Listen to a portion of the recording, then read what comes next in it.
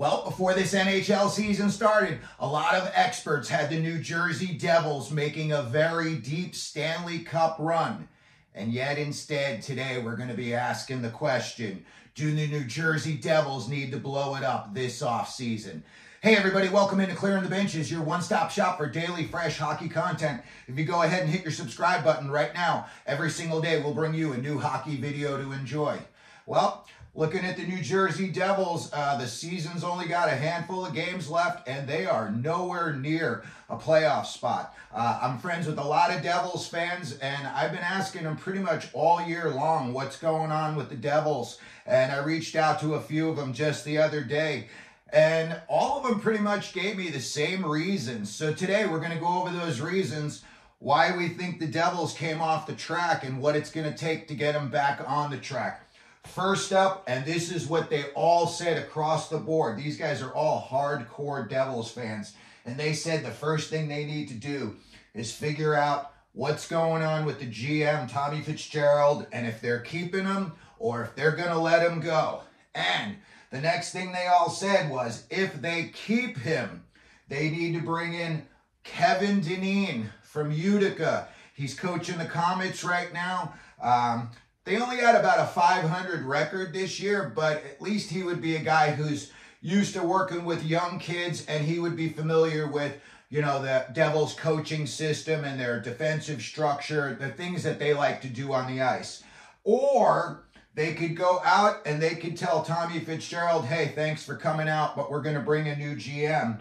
And when you look at the GMs that are available out there, there's some big names that could really help the Devils out, I think. You know, you've got guys like Jeff Gorton, Jamie Pusher's the assistant GM down in Tampa Bay. And tell me the last time Tampa Bay lost a trade. I can't think of any. Greg Campbell's got the same position, assistant GM for the Florida Panthers. Same thing with them. They don't seem to lose it very many trades, and, you know, they are definitely on the upswing. And then, you know, thinking outside the box, I got to think that John Tortorella is done coaching behind the bench. I think he's just sick of dealing with the referees. I think he's sick of dealing with the press.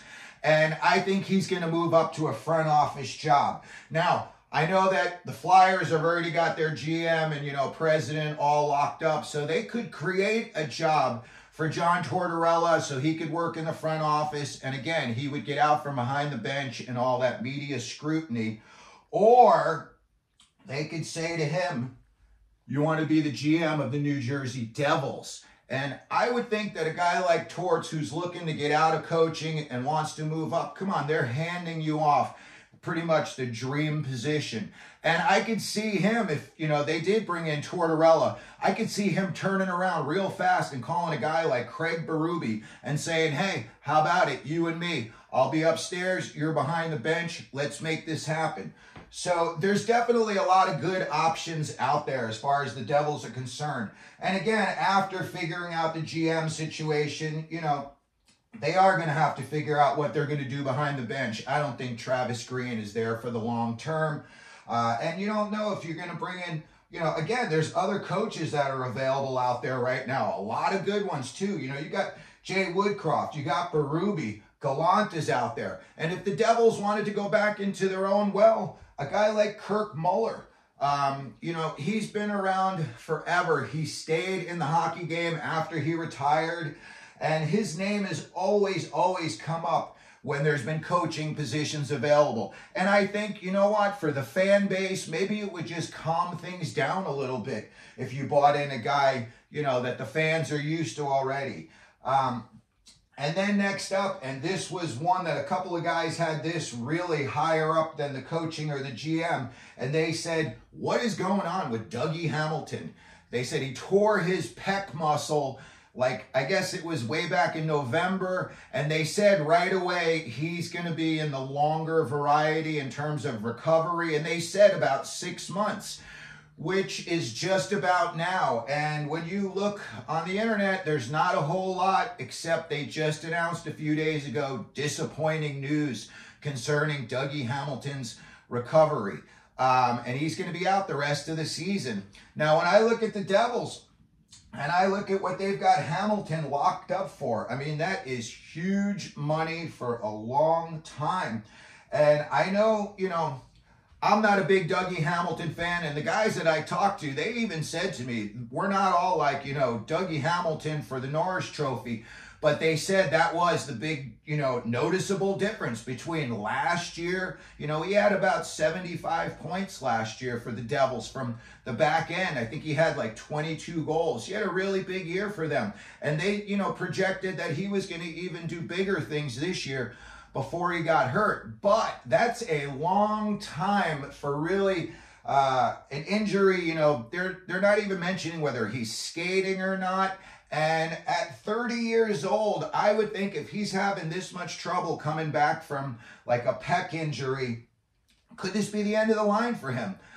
You know, do the Devils consider buying him out? Maybe if he can't play because of it, they can give him some kind of an injury settlement. Or, you know, he's going to come back and say, I'm 100% healthy and I'm going to do everything I can to, you know, repeat the year that I had last year. And of course, every Devils fan would want to hear that.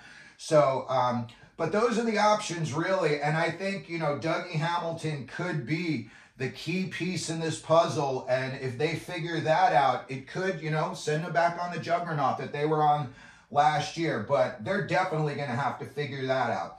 And the other one that they all said, and this was across the board, the guys that I all talked to, and they said the same thing. You waited way too long to trade for the goalies, and you bring in Jake Allen. And then they said, look at Jake Allen's age. They all said, you got to bring in another starting goaltender to push Jake Allen. You want to have a 1A situation like the Rangers have with Shesterkin and Jonathan Quick. That's really how you're going to go deep in the playoffs. And, you know, when I look at the playoffs, and there are a couple of teams that have 1 and 1A situations with the goaltending, and that's really going to, I think, you know, push them further along. So that's another thing that all of these Devils fans were kind of saying was, why did we wait so long when goaltending was an issue and they saw it was an issue? Why did they wait so long to bring in Jake Allen? And again, they all said Jake Allen's, you know, he's going to help them next year, but he's not the answer. You're going to have to bring another guy in to push him so they can go into like a 1-1A situation. And the next thing that they all agreed on as well was they said, you've got to bring in a big body guy to play with Jack Hughes to give him some space. Timmo Meier was bought in, and I'll just say it is not working out for Timmo Meier in New Jersey. He's got like 48 points this year, and they are paying him $8.8 million a year over the next 5 years. When I watch, you know, Timmo Meier play, and after the whistle, you know, a guy gives him a little extra shot, I've yet to see any pushback from Timmo Meier. I don't really see him, you know, getting gritty or shoving guys. I know that's not his game, but as one of the guys I talked to, he specifically said he is not playing up to the superstar level that the Devils bought him in to play. He said, look at the numbers the guy put up in San Jose and look at the drop-off when he came to the Devils. So they're going to definitely need to figure out the Timmo Meier situation. And when I asked, I said, you know, what kind of big bodies are you talking about? They said we would take either one of the Folignos. They said, you know, a Pat Maroon type.